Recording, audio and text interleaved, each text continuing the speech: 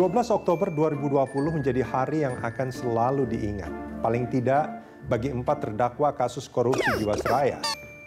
3 mantan pentolan Jiwasraya, mantan dirutnya Hendrisman Rahim, mantan Direktur Keuangan Hari Prasetyo, dan mantan Kepala Divisi Investasi dan Keuangan Syah Mirwan, serta mantan Direktur PT Maxima Integra Joko Hartono divonis hukuman penjara seumur hidup.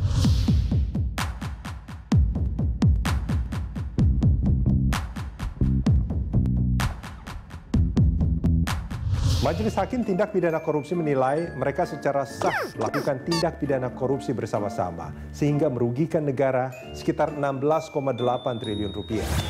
Sebetulnya, vonis hukum untuk Hari dan Joko sesuai tuntutan jaksa, tapi bagi Hendrisman dan Syah Mirwan ini lebih berat.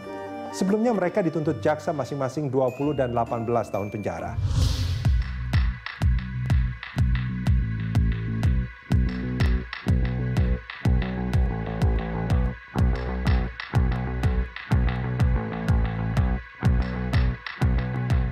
Kasus Jiwasraya juga menyeret banyak pihak di luar PT Jiwasraya. Selain Joko Hartono yang telah divonis seumur hidup, Komisaris PT Hansen International Beni Cokro Saputro dan Presiden Komisaris PT Trada Alam Minera Heru Hidayat belum menjalani sidang tuntutan karena sedang diisolasi karena terinfeksi COVID-19. Ya, nanti menyusul.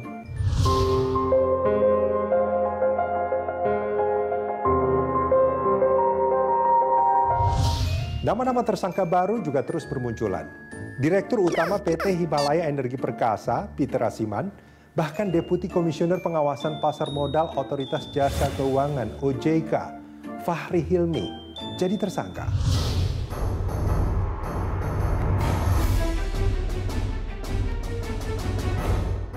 Kasus korupsi Jiwasraya fenomenal, bukan hanya karena terjadi di badan usaha milik negara yang melibatkan banyak pejabat internal kong kali kong dengan pihak swasta. Membuat belasan ribu nasabahnya merana dengan jumlah kerugian yang fantastis, tapi juga melibatkan pejabat di lembaga yang harusnya mengawasi, OJK.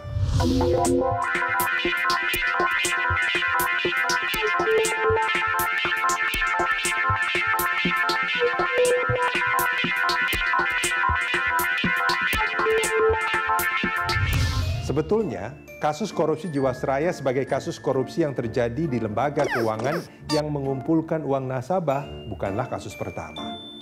Sejak kasus Bank Bali yang melibatkan Joko Chandra, ada kasus BNI yang melibatkan Adrian Waworuntu, kasus Bank Senturi yang melibatkan Robert Tantular, atau kasus Citibank yang melibatkan Malinda D. Atau ada yang masih ingat kasus pembobolan Bappindo oleh Edi Tansil. Semuanya melibatkan pejabat internal.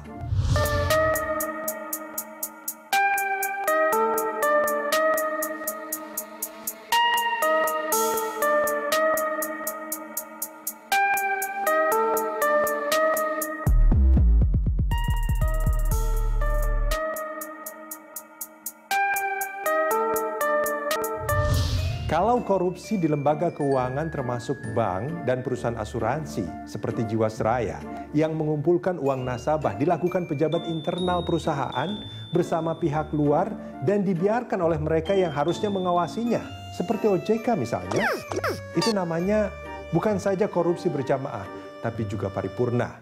Nah, ada yang bilang hukuman maksimal mestinya bukan hanya memberi efek jerah, tapi juga mencegah orang lain berbuat yang sama.